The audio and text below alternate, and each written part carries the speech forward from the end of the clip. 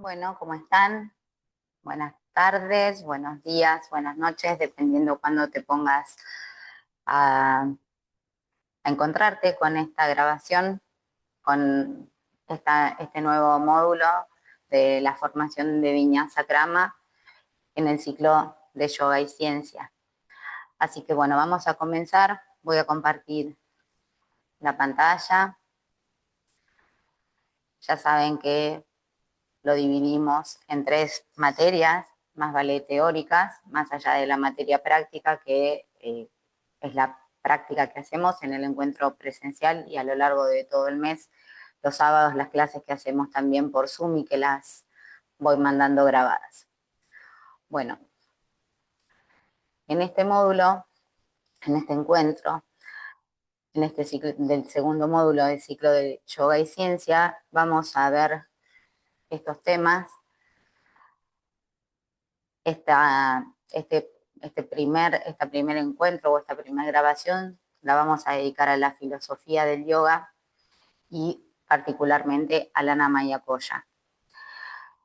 Luego vamos a ver, y en otro video, cómo ve la ciencia, la neurociencia al cuerpo físico, deteniéndonos en la propiocepción, la postura corporal y el cerebro, y el cuerpo como marcador somático. Y por último, de estas materias más teóricas en la que llamamos convergencia, vemos un poco propuestas prácticas que nos permitan integrar estas dos miradas de la filosofía del yoga y la neurociencia. Vamos a comenzar entonces lo que la propuesta está concretamente. Y en cada uno de estos encuentros en la materia de filosofía le damos como un marco teórico partiendo de una definición o un concepto de yoga que nos dé un poco de luz o de contención a lo que vamos a ver a lo largo de este encuentro. El módulo pasado vimos la definición tradicional de yoga según Patanjali como yoga chitta vritti nirodha, esa idea de que el yoga lo que busca es detener los movimientos o las fluctuaciones de la conciencia, para lograr el samadhi, para lograr ese estado de plenitud, de calma mental. Y Patanjali proponía 8 pasos, de ahí el Ashtanga Yoga de Patanjali, para llegar a este estado de cesación de las fluctuaciones de la conciencia. Pero en los mismos Yoga Sutras, Patanjali nos da una propuesta un poco más fácil de conseguir, no fácil, sino más concreta, como no ahorrándonos esos 8 pasos, que la idea es que los vayamos desarrollando, pero que nos van a llevar más tiempo, sino que nos dice, hay otra forma más simple de lograr la calma mental, más cotidiana, y eso es el Kriya Yoga. Entonces, ¿cómo se define Kriya Yoga? Kriya es una palabra que en sánscrito significa acción. Hay 2 palabras en sánscrito que significan acción, una es karma y la otra es kriya. La diferencia es que karma o una acción kármica es una acción que está de alguna manera sujeta o apegada o que busca un resultado, de manera consciente o más inconsciente, de manera exterior, o sea, porque me muevo en el universo desde el cuerpo hacia afuera, o porque a lo mejor solamente se trata de un pensamiento que tuve y no lo llevé a la acción. Igualmente el pensamiento es una acción kármica. ¿Qué quiero decir con que busca un resultado?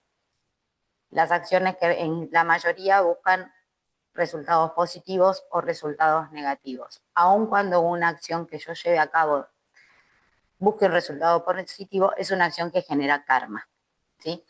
En cambio, Kriya Yoga es simplemente una acción desapegada del resultado, que no va a sumar ni karma negativo ni karma positivo, pero que sí va a inducir a la calma mental.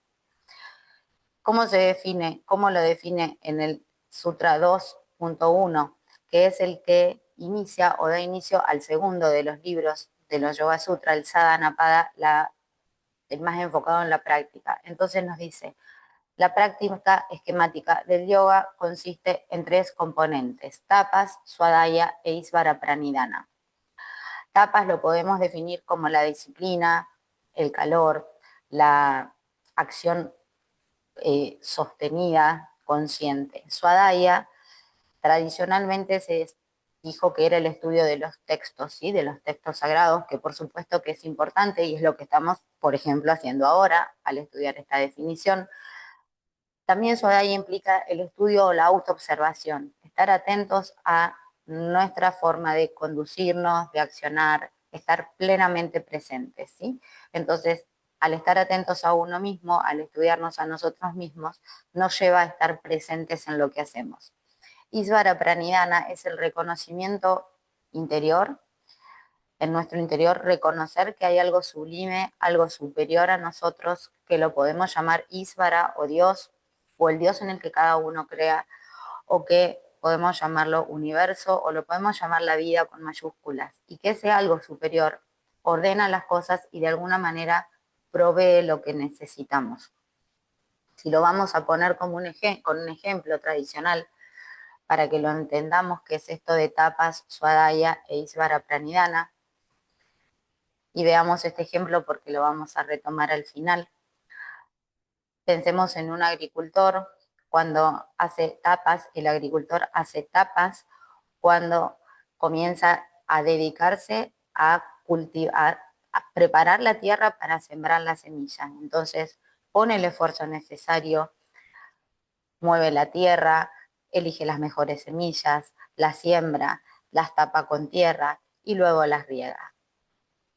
Además de esa acción y ese esfuerzo que genera energía, que genera calor porque está trabajando, Swadhyaya implica que ese agricultor está plenamente presente en el cuidado de esa semilla que sembró. La riega cuando es necesario, le quita las malezas, está pendiente de si necesita un fertilizante particular y estudia concretamente qué es lo mejor para esa planta, con conciencia y con estudio de qué es lo mejor para lo que estoy haciendo. Y Isvara Pranidhana implica que ese agricultor que ha hecho todo lo que estuvo a su alcance, lo hizo con presencia y lo hizo con el saber adecuado, de la ciencia adecuada para lo que estaba haciendo, sabe que hay cosas que no dependen de él, ¿sí? Si llueve, si cae granizo, si hay suficiente temperatura, son circunstancias que están más allá de su control. Sin embargo, confía en que ese Isvara, ese universo, ese ser superior, ordena todo para que esa planta, esa semilla que creció, crezca y dé los mejores frutos. ¿Y por qué tomamos esta definición de yoga, de Kriya Yoga, para hablar del tema de este encuentro, que es el Annamaya Koya, el cuerpo físico? Porque Tapa, Swadhyaya e Isvara Pranidhana, Kriya Yoga, esa acción básicamente en este plano, en la tierra, lo llevamos a cabo con el cuerpo físico, con todos los cuerpos, porque ya vimos el módulo pasado que no nos podemos separar unos de otros, pero se manifiesta esa acción con el cuerpo físico. Entonces, vamos a empezar a analizar qué es el cuerpo, perdónenme, a veces hago macanas cuando toco las cosas. Vamos a comenzar a analizar el Annamaya Koya. Antes de meternos de lleno en el estudio del Annamaya Koya, quería comentar que esta palabra maya, ¿se acuerdan que dijimos que cada koya era algo, maya koya? En este caso, ana, que es alimento, maya, que habíamos dicho que es hecho de o compuesto por, y koya, que es vaina o envoltura. Entonces, Annamaya Koya sería en esta definición el cuerpo hecho de alimento o la envoltura hecha de alimento. La primera envoltura, la más exterior, la visible. Sin embargo, esta palabra maya en muchas tradiciones de la enseñanza del yoga ha sido interpretada como ilusión o ilusorio, ¿no? El cuerpo ilusorio hecho de alimento, el cuerpo ilusorio del alimento, el cuerpo ilusorio físico. Vamos a entender un poquito la historia de esta palabra maya para entender que cualquiera de las dos interpretaciones está bien, todo depende de en qué contexto histórico ponemos el pie para explicarla o partimos de ahí, partimos para explicarla. En los textos más antiguos, las Upanishads, concretamente la Taittiriya Upanishad, que es donde se explican los 5 koyas, la palabra maya es un sufijo adjetival que significa hecho de, constituido por, o permeado por o compuesto por. Por ejemplo, tenemos otras palabras que usan este sufijo, que ema maya, que significa hecho de oro, ema es oro. O jalamaya, que significa hecho de agua. Entonces, anamaya sería hecho de alimento, pranamaya hecho de prana o de energía vital. Sin embargo, en otras de las Upanishads habla de maya o maya, escrito diferente, ¿sí? Fíjense acá, maya, con una H al final y esas dos diéresis, esas dos liñitas arriba, se refiere al poder de los dioses, ¿sí? Entonces había dioses que tenían la habilidad, la capacidad o el poder de dar vida, otros de destruir, otros de transmutar o transformar. Entonces los dioses tienen determinados mayas. Bien. El Advaita Vedanta, que es una de las tradiciones del final de los Vedas, posterior a las Upanishads, comienza a explicar que esta capacidad o esta capacidad de manifestarse o de expresarse también la tiene el universo. Y ese maya del universo, para el Advaita Vedanta, es como indefinido. No es del todo real ni del todo irreal. Entonces, todo el universo manifestado, diferente de Brahman, que sería lo único esencial, todo lo que es manifiesto, todo lo que es materia, sería de esta forma mitad real, ni muy irreal, ¿no es cierto? Entonces, de acá surge esta idea de que los cuerpos, salvo el Atman, el alma, los cuerpos que nos componen son maya, como ilusorios, un poco reales y un poco irreales, ¿sí? Entonces, podemos decir que maya es hecho de, y está bien dicho, o podemos decir que maya es ilusorio, porque de acuerdo a la Advaita Vedanta, todo lo que es manifiesto, ¿sí?, que pertenece al mundo de la materia, no es del todo real. Lo único real sería la esencia, el ekam, lo que coincide con Dios. Bien, entonces comencemos, aclarado esto, comencemos a analizar el Anamaya Koya, que es ese cuerpo físico que está constituido por la piel, los músculos, los huesos, por todos los órganos, por las venas, que es este cuerpo palpable que puedo ver, que puedo tocar, que está hecho de alimento porque de alimento se nutre, ¿no es cierto? Entonces, ¿qué características? Bueno, ¿dónde aparece? Vamos primero con esto. ¿Dónde aparece esta idea de que lo primero que aparece es el Anamaya Koya? Recordamos que la teoría de estos 5 cuerpos en la Taittiriya Upanishads está contada como un relato entre Bhrigu, que es el discípulo e hijo, y Varuna, que es el maestro y padre de Bhrigu, y que Bhrigu le había preguntado a su maestro padre qué era Brahman. Entonces Varuna le dice que Brahman no se lo puede definir, que la conciencia humana es muy difícil que lo entienda, y le dice, investigá vos a ver en dónde lo descubrís a Brahman. Y entonces el discípulo comienza a hacer una indagación, como desde lo más burdo a lo más sutil, y va dándose cuenta que cada una de estas experiencias o planos experienciales que aparecen es de alguna manera Brahman. El pasaje concreto que está arriba es transcrito en sánscrito acá, dice lo siguiente: él, Bhrigu, comprendió que el alimento es Brahman. De alimento en verdad nacen todos los seres, por el alimento una vez nacidos viven, y al alimento retornan finalmente. Me encanta, me parece hermoso esto, que o sea, al revés, hace como, le da una importancia trascendental a lo carnal, a lo burdo, al propio alimento. Dice, el alimento es Brahman. No es que nos dice, Brahman nos da el alimento. Dice, el alimento en sí mismo es Brahman. Entonces dejamos, los historiadores interpretan esto como que se dejó de ver a los dioses como en otro plano y se empieza a sentir y a ver que de alguna manera cada uno de nosotros es en sí mismo un dios, o comparte esa esencia con Dios.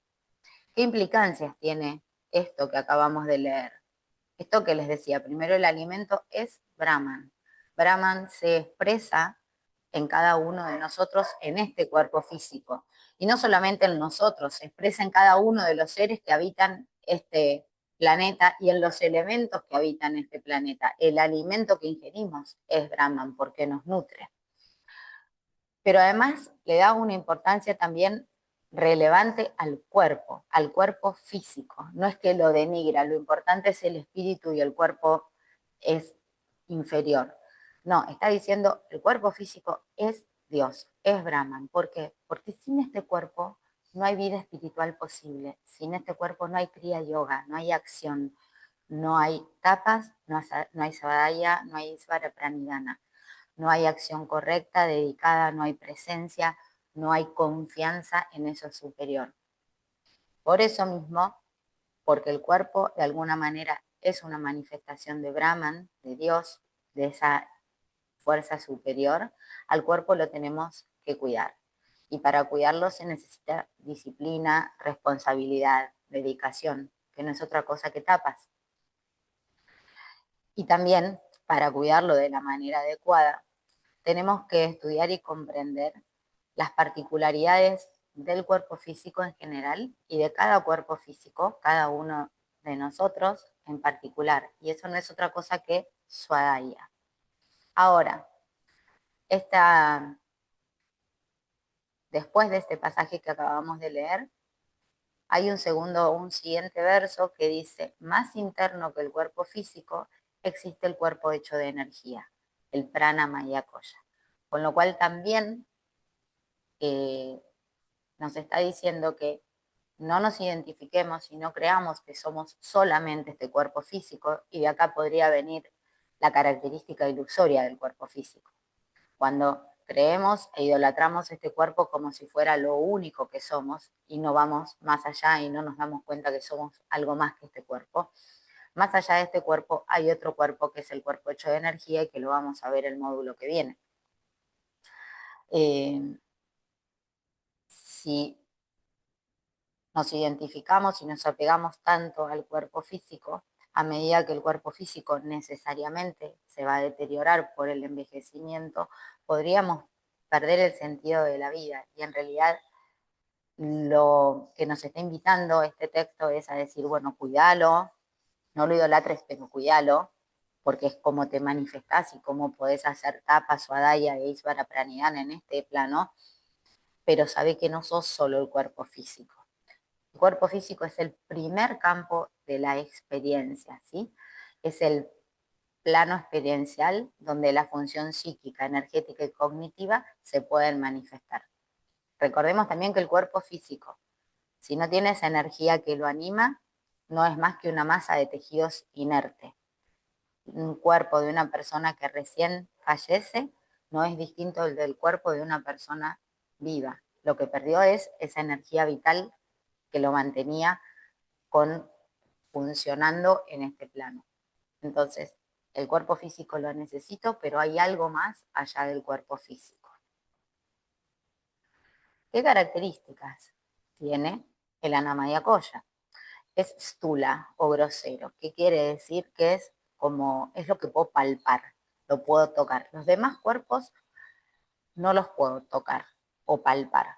Hay algunas, ahora con los estudios de neuroimagen y los estudios de electroencefalogramas y demás, podemos ver algunas de las funciones del los cuerpos, el cuerpo mental funcionando, por así decirlo. No técnicamente, lo que vemos es el impulso y el flujo sanguíneo que activa determinadas zonas del cerebro, pero podríamos darnos una idea de cómo está operando la mente en determinado momento. El cuerpo pránico, hay estudios y hay quienes manifiestan que pueden ver el aura, la energía de los chakras, pero convengamos que no es tan palpable como el cuerpo físico. El cuerpo físico es grosero por eso, porque lo puedo ver, lo puedo palpar, lo puedo tocar, tiene una forma, ocupa un espacio, tiene un peso. Es compuesto. ¿Por qué es compuesto? Porque como veíamos al principio, aquí está formado por múltiples partes. La unidad más chiquita del cuerpo físico es la célula.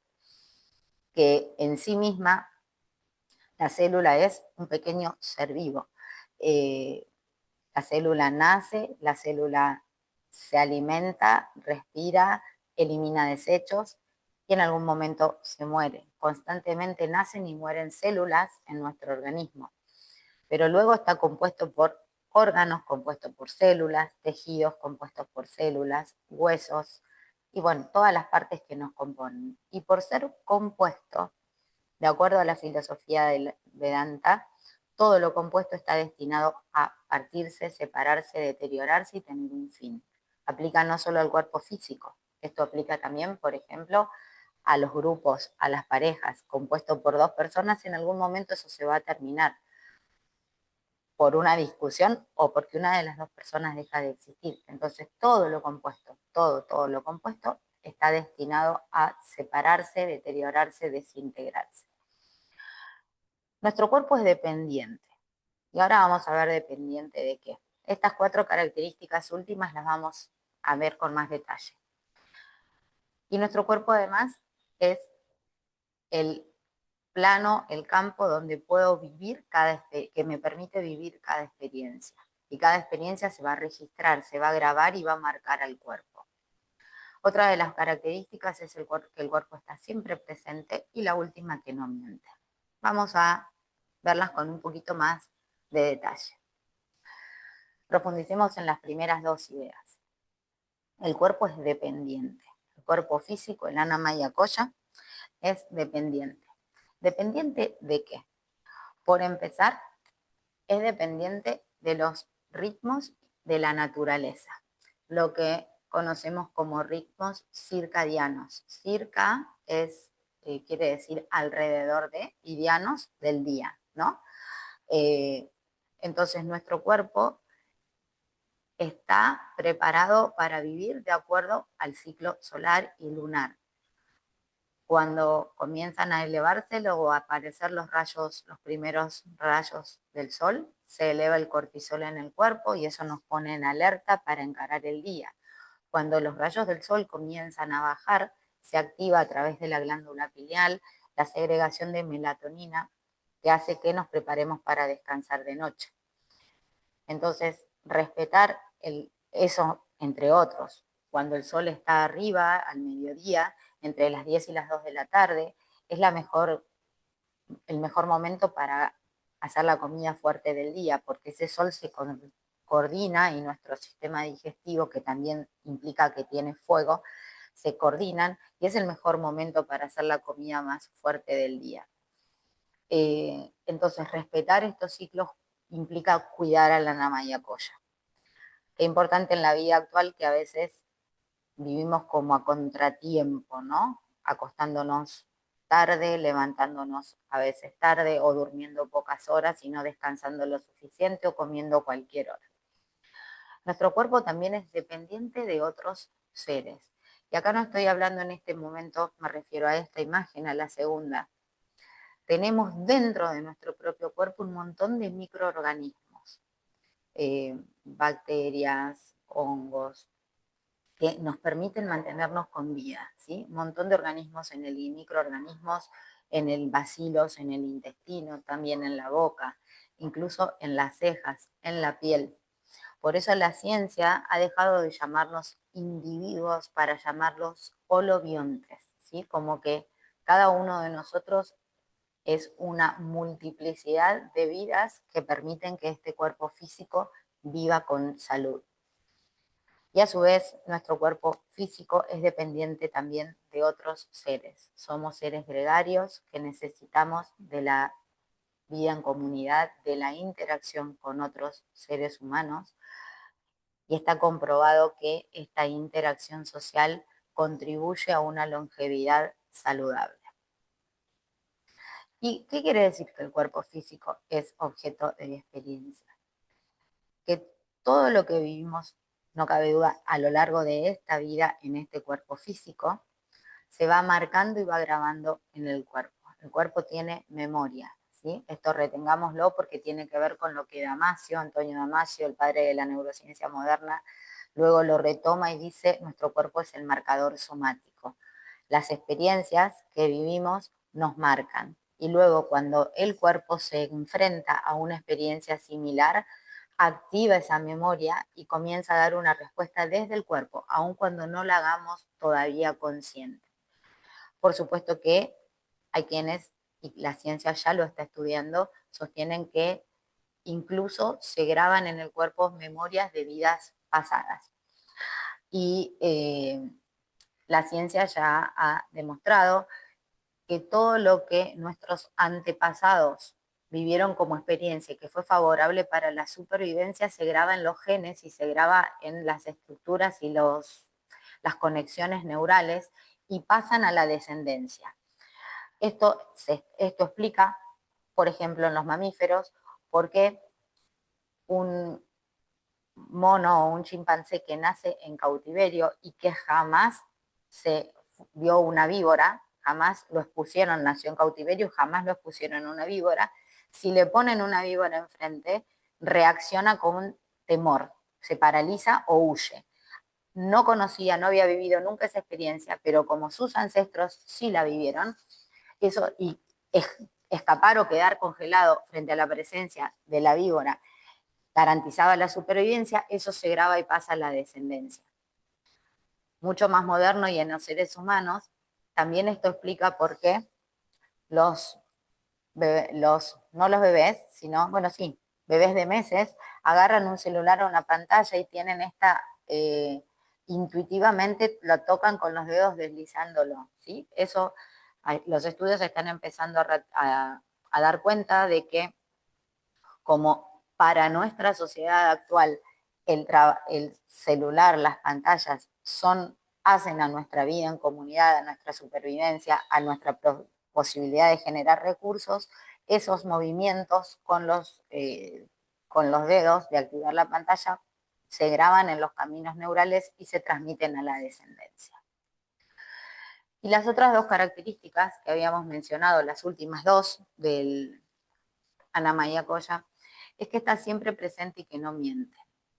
El cuerpo físico, el Anna Coya, está aquí y ahora. Cada una de esas partes que lo componen está cumpliendo su función aquí y ahora. El sistema respiratorio respirando, el sistema digestivo, si comí hace poco tiempo, va a estar haciendo la digestión, el corazón va a estar latiendo para impulsar la sangre y repartirla por todo el organismo. Y cada una de sus partes cumple su función. Aun cuando mi mente se vaya al pasado y revuelva recuerdos o proyecte planes para el futuro. La mente puede viajar en el tiempo, la mente puede disociarse e incluso hacer multitasking, estar haciendo varias cosas al mismo tiempo. El cuerpo físico está acá y ahora. Y la otra cuestión importante es que el cuerpo físico no miente.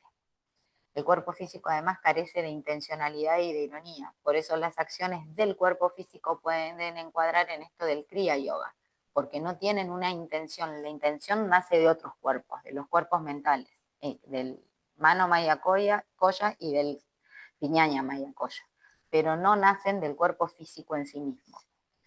El cuerpo físico, perdón un segundito, estoy grabando. El cuerpo físico... si yo estoy, por ejemplo, perdón, me distraje un segundo, si pensemos en la imagen de la personita que está arriba, si la vemos y nos dicen, no, estoy re mal, estoy re triste, no le creemos, ¿no es cierto? Porque está en una posición de alegría, de celebración. En cambio, si miramos la imagen del hombre que está abajo y con esa postura corporal nos dijera, estoy súper genial, pum para arriba, tampoco le creemos, ¿no? Nuestro cerebro, el cerebro de los seres humanos, cree mucho más al mensaje corporal que al mensaje de la voz, ¿sí? Y cuando detecta una discordancia entre lo que digo y lo que digo verbalmente y lo que dice mi cuerpo, el cerebro prioriza lo que dice el cuerpo de la otra persona. Nuestro cerebro prioriza el mensaje corporal. Por eso es tan importante la postura corporal, atender a la postura y poder reconocer en otros lo que me dice la postura. Y el cuerpo con esta postura constantemente con la postura y con todo lo que le pasa al cuerpo, no solo con la postura, con las tensiones, con los ritmos que tiene, nos va mandando mensajes. El problema es que ese cuerpo que no miente, que está siempre presente, habla bajito, susurra, ¿no? Y nosotros estamos acostumbrados al ruido, a las imágenes, a la cantidad de estímulos, a la mente que está constantemente dialogando y le cuesta escuchar al cuerpo. Y cuando el cuerpo a veces ya grita con un dolor, con una lección, quizás ya es un poco tarde, ¿verdad? Entonces, la idea de este módulo en el que estamos abordando y profundizando el Ana Maya Koya es llevarnos esto, la importancia de escuchar, de cuidar y de escuchar al cuerpo. ¿Cuál es la función principal del cuerpo físico? La función principal es ser el plano, el campo donde podamos desarrollar Tapa, Swadhyaya e Isvara Pranidhana, donde de alguna manera podamos no solamente actuar en este plano material, sino buscar lo espiritual, buscar lo trascendente. Espiritual no en el sentido de religioso, sino en el sentido de trascendencia, de propósito.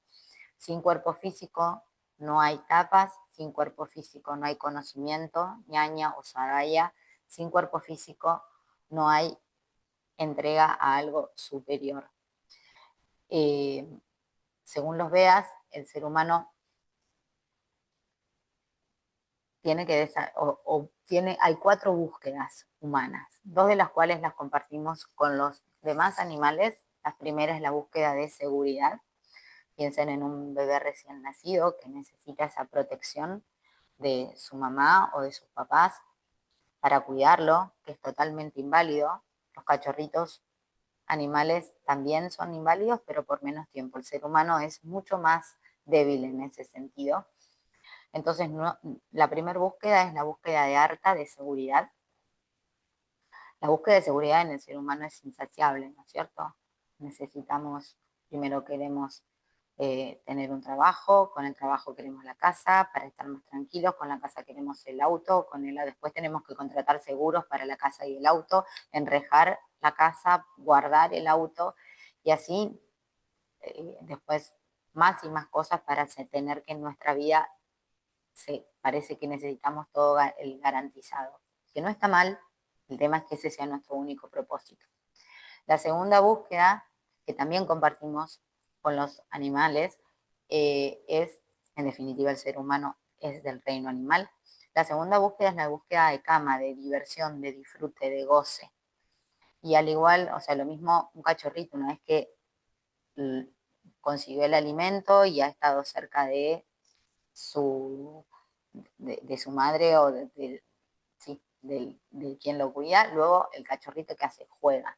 Bien, el ser humano le pasa lo mismo. Cuando se siente seguro, comienza a buscar determinados placeres a través de la lectura, de lo que vemos en la televisión, del juego, de la interacción social, de la sexualidad, todo lo que nos proporciona disfrute en este plano. Y hay otras 2 búsquedas que tienen mucho más que ver con este sentido del camino espiritual o de la trascendencia, que es la búsqueda que ya son propias del ser humano. ¿Por qué? Porque tiene otros cuerpos que van acercándolos al Atman, que es la búsqueda de Dharma o de propósito, encontrar el sentido a lo que hacemos y a nuestro tránsito en esta experiencia terrenal. Ahora, estas 3 búsquedas, las búsquedas de seguridad, diversión y propósito, son búsquedas que de alguna manera nos hacen dependientes, ¿sí? Porque si pierdo lo que me da seguridad, me voy a sentir mal. Si pierdo o no consigo lo que me provoca diversión o placer, me hace sentir mal. Y si siento que pierdo el propósito en la vida, que los propósitos en la vida pueden ir cambiando a lo largo de nuestra existencia, o por ahí sentimos que el propósito es X, ¿sí? Y por alguna circunstancia de la vida no lo puedo llevar a cabo, también me voy a sentir mal. Por eso la última búsqueda es la búsqueda de moksha, que es la búsqueda que es esa es liberarte de todas las búsquedas. Poder sentir que sos pleno así, tengas o no tengas seguridad, tengas o no tengas diversión, o aún cuando el propósito que creías que tenías en la vida se vea diluido, lo pierdas o no lo encuentres Tu vida igual vale la pena porque sos pleno y suficiente tal cual sos, porque en este cuerpo físico ya es parte de Brahman. Entonces, esa sería la última búsqueda, la búsqueda que al ser humano le da ese sentido de realización total. Por eso buscamos tener un cuerpo suficientemente sano, un cuerpo suficientemente estable, suficientemente equilibrado, ni idolatrado ni mortificado. Recordemos que las cualidades del cuerpo físico que lo hacen saludables, entre otras, son la flexibilidad y la estabilidad. Tener fuerza, ser fuerte y flexible. Y el equilibrio de estas dos es lo que buscamos luego con la práctica de Hatha Yoga, de Yogasana, del yoga postural, es lo que mantiene la salud. ¿Cómo cuidar el Anamaya Koya? Primero decir que el cuidado del cuerpo físico es el cuidado adecuado, con moderación, no culto al cuerpo físico, porque sabemos que es un instrumento. No somos solo este cuerpo físico, es con lo que nos manifestamos en este plano, para nosotros y para todos los demás seres que comparten con nosotros. Como les decía, con moderación. Moderación en la comida, moderación en el esfuerzo, moderación en el descanso. Si nos excedemos para un lado o lo restringimos demasiado, de las dos formas, es un cuidado negligente. Pureza en cuanto al cuidado de la limpieza del cuerpo físico, el cuidado de con quién me relaciono físicamente para tener el cuerpo sano, ¿sí? Y aceptar una parte del cuidado del cuerpo físico muy importante es aceptar el destino. El cuerpo, por más de que lo cuidemos, va a envejecer y en algún momento va a morir y en algún momento va a volver a la tierra para ser de vuelta alimento. La parte de la constitución, según el Ayurveda, que es como una de las ramas de toda esta filosofía, la vamos a dejar, la dejo aparte para un video y una charla que vamos a tener con una médica que se dedica a Ayurveda, entonces no me voy a detener en esto ahora. Voy a dejar de compartir. Entonces con esto terminamos este primer bloque temático, la parte de filosofía del yoga y cómo esta filosofía explica esta primer capa de experiencia que es el Anamaya Koya. Nos vemos prontito con otro video.